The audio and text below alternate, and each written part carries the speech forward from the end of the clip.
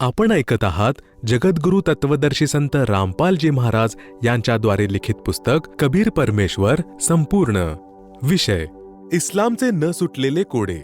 जर पुनर्जन्म मानला नाही तर खालील प्रश्नांचे उत्तर इस्लामिक प्रवक्त्यांकडे नाही.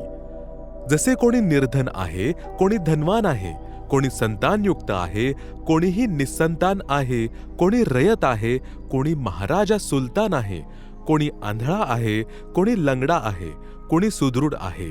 हा विचार करणे अनिवार्य आहे की उपरोक्त अंतर कोणत्या कारणाने आहे. जर पुनर्जन्म नाही मानला तर हे न उलगडणारे रहस्य कायम राहील. जर आम्ही पुनर्जन्म मानला तर उलगडेल. संत गरीबदास जी यांनी म्हटले आहे की पिछले जब तब से होत है पूर्ण हंस मुराद.